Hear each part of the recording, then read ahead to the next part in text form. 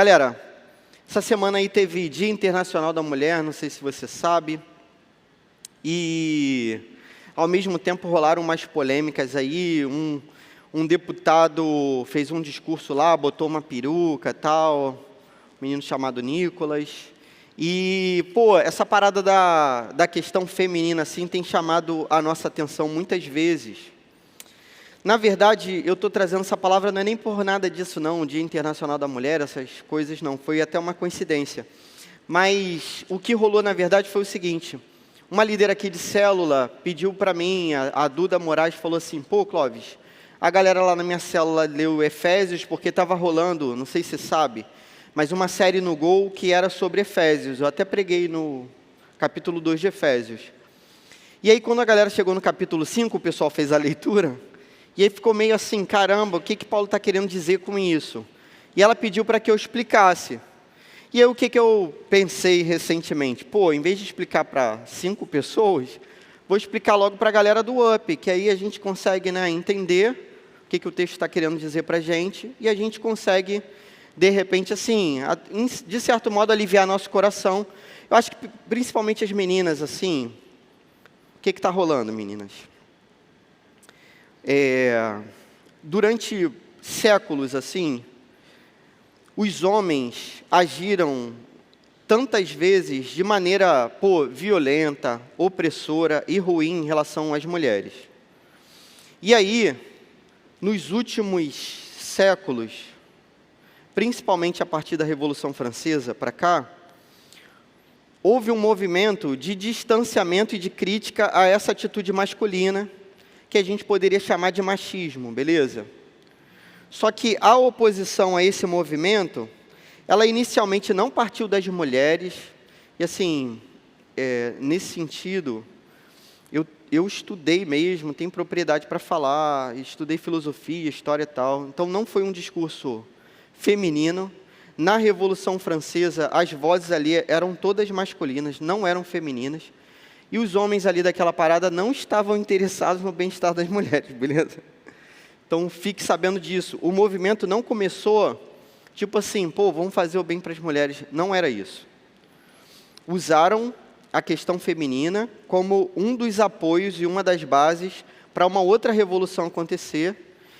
A Revolução Francesa foi uma revolução extremamente sanguinária, e isso você estuda tranquilamente aí, nos livros de história, e sabe como é que a galera era guilhotinada lá na Revolução Francesa, e parte daqueles ideais se espalharam pelo mundo.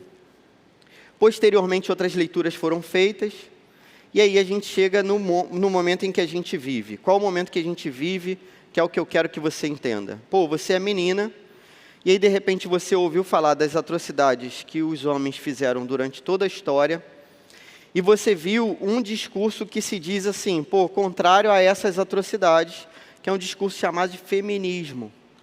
E aí você pode ter pensado assim, cara, se essa parada é contra algo ruim, talvez seja algo bom.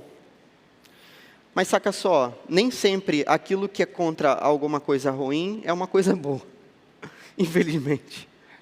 Por exemplo, perto da minha casa, tem um comando estabelecido lá numa comunidade, pertinho da minha casa. Infelizmente, no muro do lado da minha casa está pichado o nome do comando. No muro do lado, No meu não foi pichado, graças a Deus. Mas no muro do lado da minha casa está pichado o nome lá, da facção criminosa. Essa facção é muito ruim, mata pessoas, tortura, comete crimes, coisa horrorosa, traficantes de drogas e tal.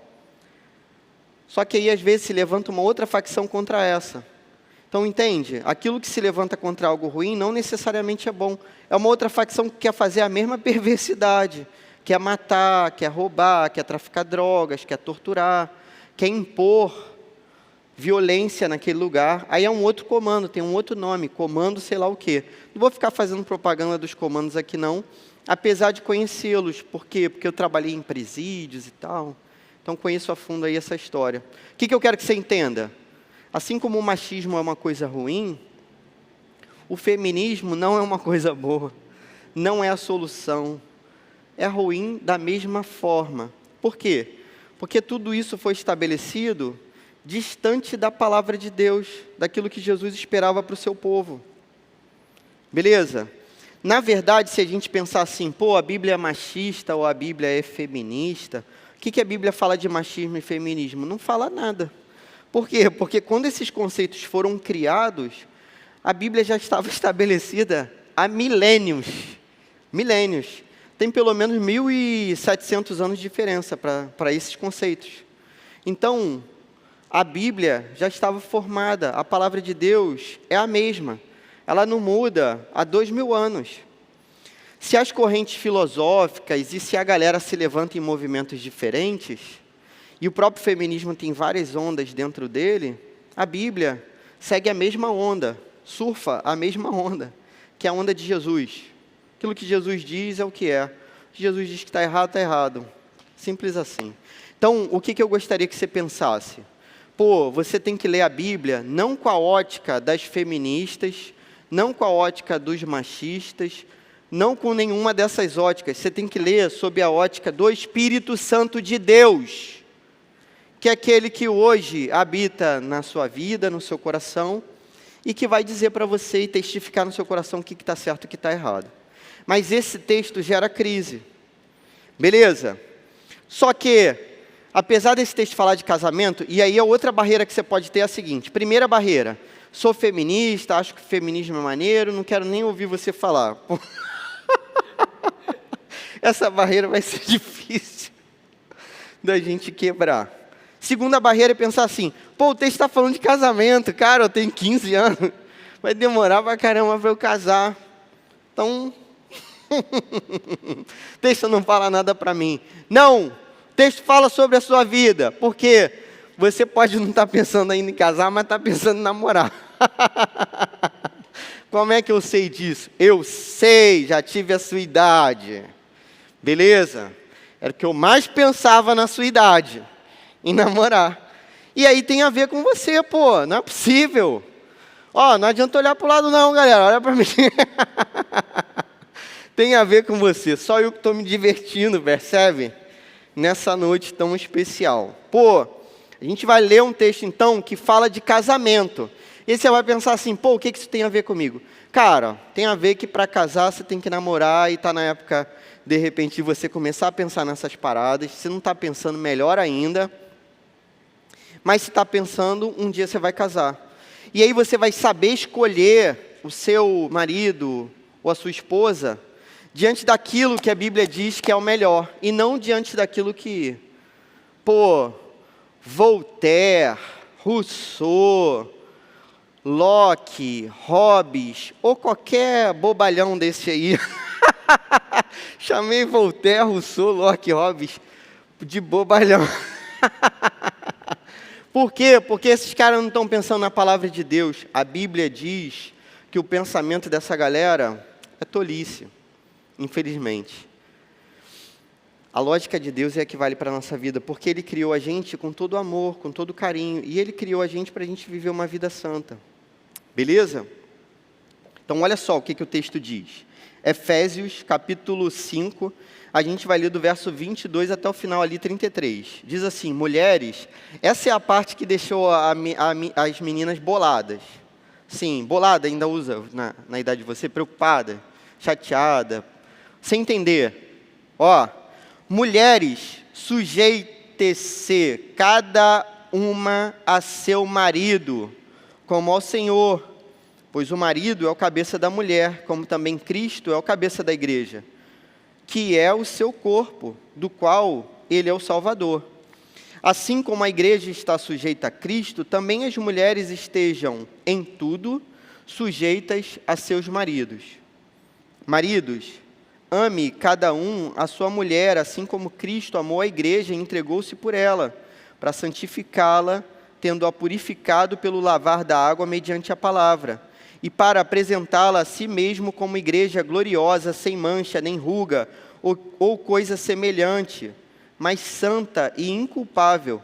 Da mesma forma, os maridos devem amar cada um a sua mulher como a seu próprio corpo. Quem ama sua mulher, ama a si mesmo. Além do mais, ninguém jamais odiou seu próprio corpo, antes o alimenta e dele cuida, como também Cristo faz com a igreja, pois somos membros do seu corpo.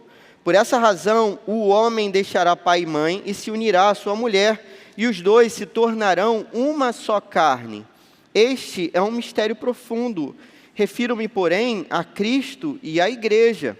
Portanto, cada um de vocês também ame a sua mulher como a si mesmo, e a mulher trate o marido com todo o respeito. Amém e amém. Essa hora aí os meninos falam amém, as meninas ficam meio assim. Cara, olha só, o que você tem que entender?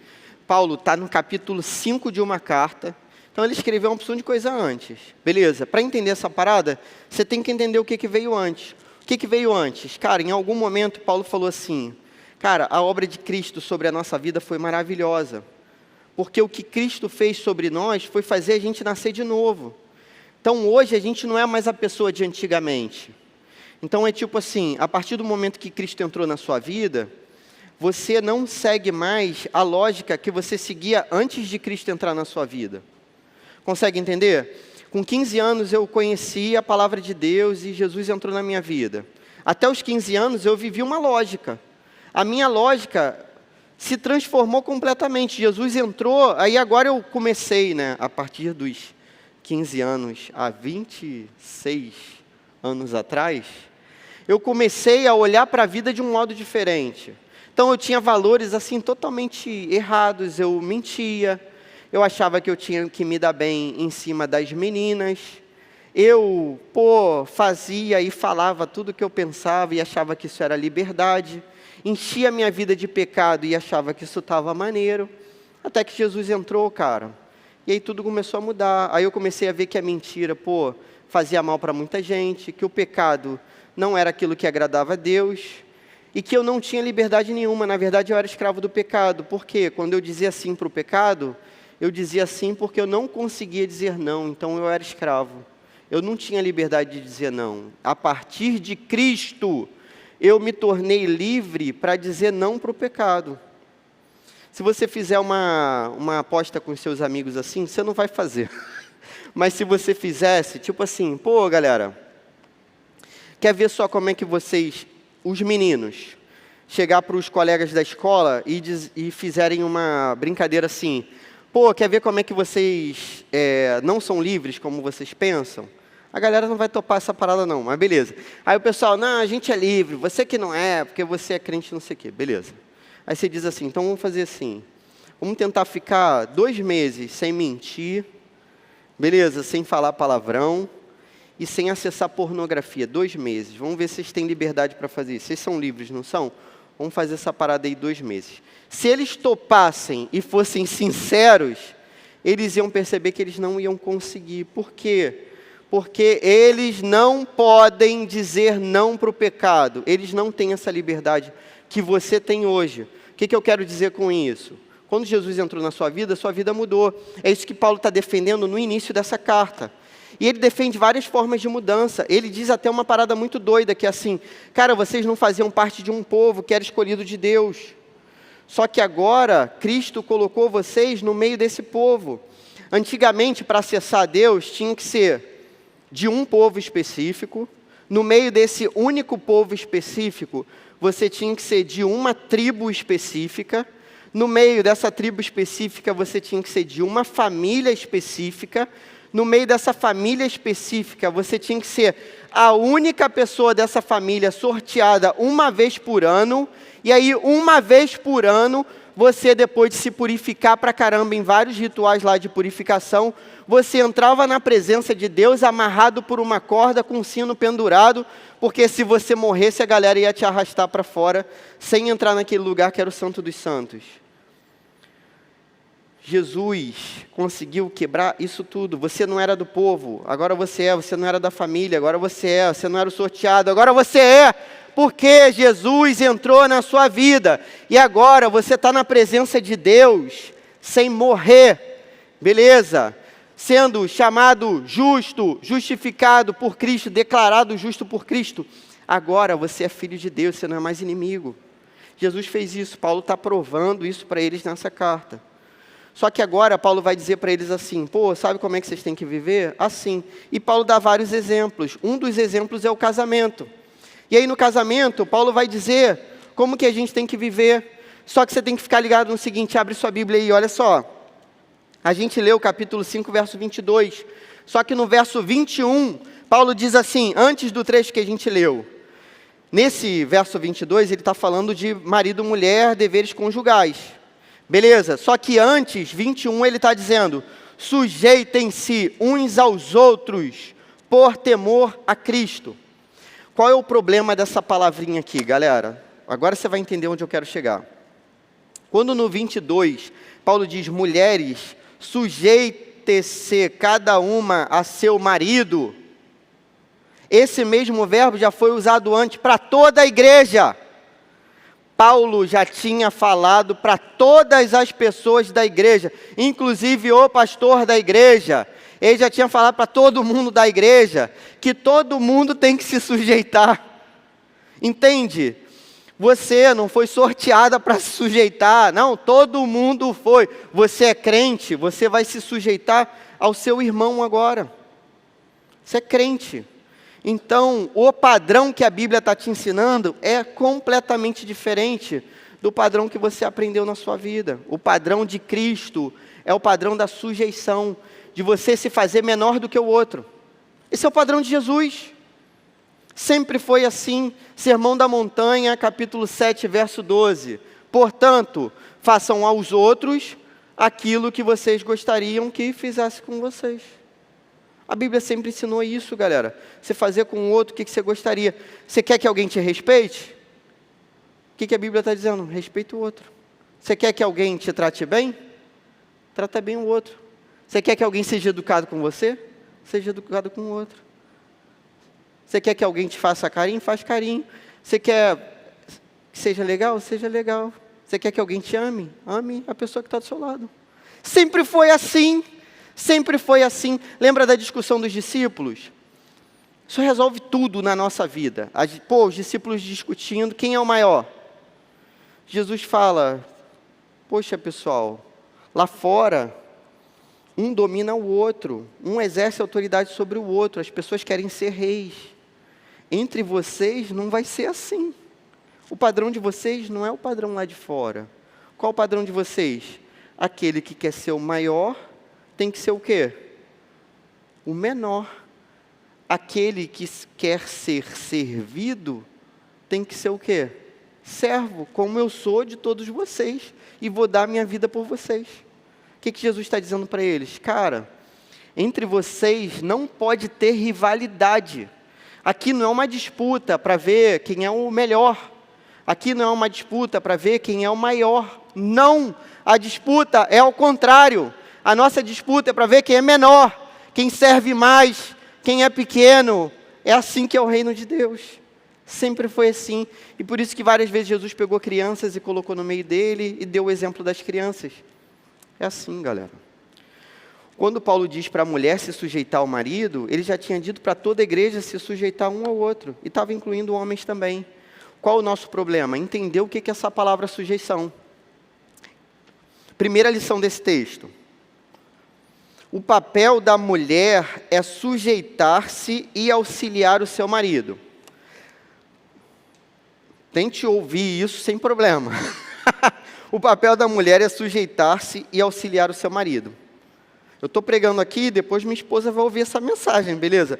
O papel da mulher é sujeitar-se e auxiliar o seu marido. Cara, o que é sujeitar-se e ajudar o marido? A Bíblia não está dizendo que a mulher é inferior aos homens. Não está dizendo isso. Ah, Clóvis, mas não está falando que o homem é o cabeça, assim como Cristo é o cabeça? Está falando. Mas se você ler a primeira carta aos Coríntios, capítulo 2, verso 3, você vai entender o seguinte. Na primeira carta aos Coríntios, Paulo vai começar a estabelecer uma relação também como relação de casamento. Aí Paulo vai dizer para os seus discípulos o seguinte. É 11, na verdade. Aquilo ali não é 2, não. É 11. É 11:3. 1 Coríntios 11:3. Então, vamos abrir aí. Já que a gente está com a Bíblia, não é isso? A gente é crente. 1 Coríntios 11:3. Olha só. Quero, porém, que entendam que o cabeça de todo homem é Cristo. E o cabeça da mulher é o homem. E o cabeça de Cristo é Deus. Pô, olha só. Paulo está dizendo que ser o cabeça não significa que a outra parte é inferior. Sabe por quê? Porque Paulo está dizendo que o cabeça de Cristo é o Pai.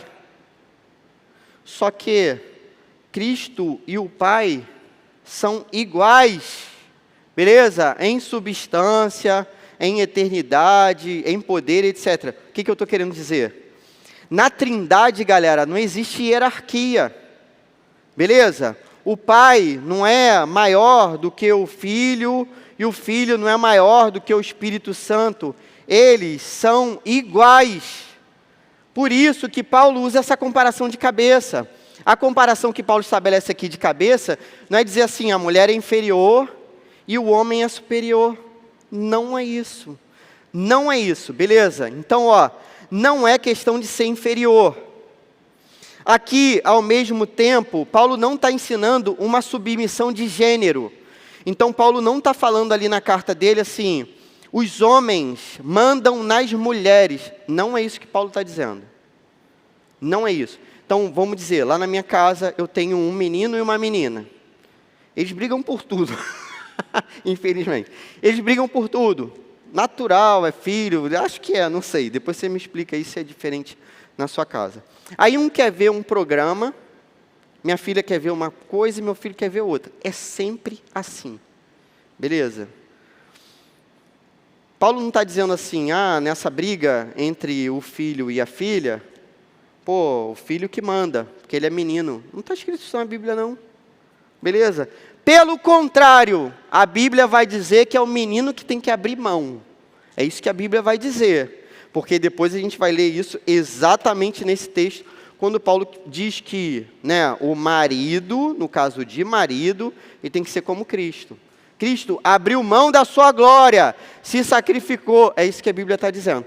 Então, olha só, aí lá em casa é assim, sabe como é que resolve isso? Pedra, papel, tesoura, e dá briga de qualquer jeito, porque quem perde não aceita. Mas aí a gente coloca o desenho de um, aí depois coloca o do outro, e vida que segue, a gente vai tentando viver como uma família mais ou menos normal. Paulo não está ensinando isso, que um gênero é superior ao outro, não está escrito isso na palavra de Deus. Beleza, ser submisso ou sujeitar-se ao marido não significa aceitar tudo, não. Então, se meu marido mandar eu lavar a louça, vou ter que lavar? Não é isso que Paulo está ensinando, não está escrito isso na Bíblia. Se meu marido, gritar comigo, eu tenho que aceitar? Não, não é isso que a Bíblia está dizendo. Se meu marido for violento, cara, claro que não. A Bíblia não está defendendo nada disso. A Bíblia está dizendo assim, mulher, você tem que se sujeitar ao seu marido. Marido, você tem que tratar sua mulher como Cristo tratou a igreja. Se um dos dois romperem essa relação, está destruído o casamento. É isso. Beleza? O papel da mulher é auxiliar. É uma auxiliadora. Essa palavra que é usada no Novo Testamento, é usada, sabe para quem? De auxiliador. Sabe quem que recebe esse adjetivo de auxiliador no Novo Testamento? O Espírito Santo de Deus. Cara, um adjetivo que é usado para o Espírito Santo de Deus. Deus de Deus, igual em eternidade, em poder e glória. O Espírito Santo é chamado de auxiliador. E aí Paulo vai chamar as mulheres de auxiliadoras. Qual demérito, vergonha ou inferioridade há nisso? Um adjetivo usado para o próprio Deus é usado para as mulheres. Nenhum, beleza? A não ser pela invenção das pessoas. Segunda lição desse texto, o papel do marido é se sacrificar e cumprir a missão de santificar a sua esposa. Segunda lição, o papel do marido é se sacrificar e cumprir a missão de santificar a sua esposa. Qual é o papel do marido, segundo isso que Paulo está dizendo? É assim, a mulher vai se sujeitar, vai auxiliar, o seu marido, vai ajudar o seu marido, e o marido vai entregar a sua vida pela sua esposa. Cristo, irmãos, abriu mão de tudo pela igreja, você consegue entender? Cristo foi crucificado, ele foi humilhado, ele foi cuspido, ele foi açoitado, ele foi esmurrado, tiraram as roupas dele. Consegue entender? Ele foi pregado na cruz, o sangue derramado, coroa de espinhos na cabeça. É isso. Quando a galera desse tempo, isso é o melhor para você entender hoje. Imagina um filme. Imagina essa carta sendo lida para a igreja. A gente está aqui, a igreja no Novo Testamento era mais ou menos o tamanho do Up, assim, pequena. Pensa assim, cara, chegou um cara com a carta que Paulo escreveu. Pô, aí galera, senta aí que eu vou ler aqui o que Paulo escreveu. Aí chega nesse capítulo 5, a pessoa que levou a carta lê assim para a igreja: maridos, ame cada um a sua esposa, assim como Cristo amou a igreja e entregou-se por ela, para santificá-la, tendo-a purificado pelo lavar da água mediante a palavra, e para apresentá-la a si mesmo como igreja gloriosa, sem mancha, nem ruga ou coisa semelhante, mas santa e inculpável. Cara, quando isso foi lido, nenhum homem comemorou, beleza? Não houve comemoração, não. Ninguém ouviu isso daqui pensando assim: pô, agora eu sou maior do que a minha esposa. Agora eu mando na minha casa, eu que vou mandar lavar, fazer, não sei o quê. Ninguém leu isso assim. Pelo contrário. Cara, muito provavelmente teve gente que chorou ao ouvir essa palavra. Por quê? Porque agora Paulo está dizendo assim: o papel do marido diante dessa relação não é que ele é poderoso. Não. O papel dele é ser como Cristo. E Cristo abriu mão de todo o seu poder. Para quê? Para se sacrificar, para carregar o peso, para levar a cruz no nosso lugar. O marido, diante dessa perspectiva, é quem tem que se sacrificar. Se um dia alguém tiver que morrer, a Bíblia está dizendo, é o marido que vai morrer. É isso. Vamos dizer que exista uma possibilidade desse nível, tipo, já houve historicamente nazismo, governos terríveis, que, pô, aí, quem que vai levar o tiro aqui primeiro? É o marido que tem que levar. É isso que Jesus está dizendo. Se alguém tiver que morrer, se alguém tiver que perder, se alguém tiver que sofrer, é o marido que vai ser esse. Ninguém achou isso. Nenhum marido saiu daquele culto quando foi lido esse texto se achando o máximo. Não. Os caras saíram quebrados desse culto, arrebentados. Por quê? Porque tinham que rever toda a sua vida, o modo como tratava a sua esposa. Porque agora eles tinham que tratar a sua esposa como Cristo tratou a igreja. Essa não é uma questão de poder, é uma questão de autossacrifício, autonegação, negar-se a si mesmo, morrer. Paulo está ensinando para os seus maridos assim, para os maridos da igreja, né? Está ensinando assim, vocês têm que morrer, cara. Vocês têm que negar vocês mesmos. Vocês têm que tratar a sua esposa do jeito como Cristo trata a igreja. Tornando ela santa, santificando a sua esposa. A Bíblia defende que o maior sacrifício, a maior cobrança, o maior peso é do marido. Então, tipo assim, é a maior responsabilidade, galera. Mas não é uma responsabilidade no sentido de se achar melhor, pelo contrário, de se achar menor. Então, por exemplo, se um dia a minha família se afasta do Evangelho de Jesus, a maior responsabilidade desse peso da minha família se afastar de Jesus Cristo é minha. É isso que Paulo está dizendo aqui. O maior peso é seu. Você vai ser cobrado diante de Deus. Tudo que você falar para sua mulher, com gritaria, com grosseria, seja lá o que for, Deus vai te cobrar.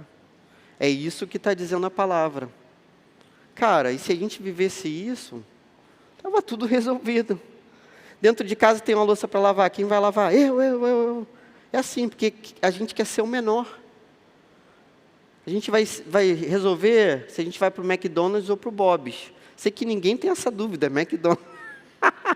Coitado do Bob. Mas sei lá, vamos dizer que você arruma uma esposa que quer ir para o Bob. Sabe o que Jesus está dizendo? Vai para o Bob. É isso que ele está falando para você. Pô, mas não é igual, né? Não é. Mas você vai fazer a vontade dela. A briga não é para ver quem é o grande. A briga é para ver quem é o pequeno. E a responsabilidade da santificação da casa é do marido. Então, o marido tem que orar pela sua família, tem que se ajoelhar todo dia, tem que ler a Bíblia todo dia, tem que trazer a esposa, tem que trazer os filhos, e tem que ser assim. E ele vai ser cobrado diante de Deus. Como que a gente aplica essa parada ao nosso coração? Primeira aplicação: escolha bem a pessoa que você pretende namorar, já que o propósito é o casamento. Então, cara, o que a Bíblia está te ensinando? Pô, por outro lado, você tem que ser sábia, menina, e você, menino, tem que ser sábio ao escolher a pessoa que você vai namorar para casar. Pô, você vai namorar uma pessoa violenta, que grita, que... Você acha que quando casar a pessoa não vai ser violenta, não vai gritar com você, não vai... Pô, vê no namoro, cara, tá? Pelo menos, né, deveria servir para isso. Vê nessa fase de namoro. Pô, se no namoro já está ruim, no casamento vai ser muito pior. Então, termine esse namoro e acabou. Ah, eu ainda não namoro, Clóvis. Pô, graças a Deus. O que eu gostaria de ouvir era isso. No meio de vocês, não é a hora de namorar. Só lá no Gol que vocês vão namorar, aqui no Up não. Pô, Clóvis, eu não namoro, como é que isso se aplica a mim? Então, já vai orando, cara, para achar um marido igual a Cristo, beleza? Cara que vai te amar de verdade, que vai carregar tudo para você, vai te tratar do jeitinho que você merece ser tratado, é assim. E você, menino, como é que você vai fazer? Pô, buscar uma esposa piedosa, uma auxiliadora, alguém que te dá força. Pô, vou fazer vestibular mudei, era MITA, agora é medicina. Isso aí, Tiaguinho, vamos lá, Tiago, você vai conseguir, você vai passar, cara, vamos estudar junto. Pô, é essa pessoa, alguém que te dá força, alguém que está junto com você, e não aquela pessoa que está assim, pô, te atrapalhando a vida. É a hora de escolher, beleza? E aí você vai ter toda a responsabilidade nessa escolha. Ah, pô, eu fui namorar um menino que era o maior mulherengo de todos, mas comigo vai ser diferente. Lamento, não vai ser não. Infelizmente. Está arrumando problema para a sua vida no futuro. Infelizmente, galera, vários casamentos que têm dado errado, são casamentos que a gente viu no namoro que ia dar errado. Como que o casamento vai dar certo? Quando viver essa parada aqui, de Jesus. A mulher ajuda o marido. O marido se coloca sempre como aquele que entrega tudo, a sua vida, pela sua esposa. E essa parada dá certo. É assim. Beleza? Segunda aplicação e última para a gente fechar. Aprenda a palavra de Deus e livre-se de ser machista ou feminista. Então, cara, o que a Bíblia está te ensinando? Pô, vai ler isso aqui, cara. Se entrega essa palavra aqui. Porque aí acabou. Eu quero Cristo, não quero machismo, não quero Revolução Francesa, não quero feminismo, não quero Simone de Beauvoir, não quero isso para a minha vida. Também não quero Voltaire, não quero Rousseau, não quero Locke, não quero Hobbes. Eu quero Cristo, não quero Durkheim, não quero Marx, não quero ninguém. Não quero Clarice, não quero Cecília, não quero... São pessoas da literatura, beleza? Não quero Flor Bela, que é uma escritora portuguesa também, não quero nenhuma dessas. Eu quero só Cristo, e depois de Cristo, a minha esposa, e acabou. É isso.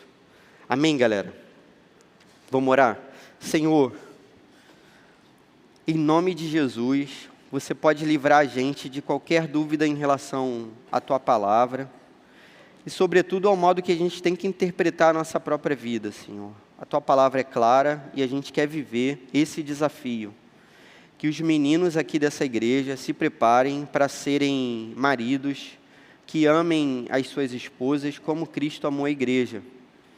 que eles dediquem a sua vida, se sacrifiquem pelas suas esposas. Santifiquem a sua casa, Senhor. Em nome de Jesus, Pai, que eles não sejam machistas, Pai, em nome de Jesus.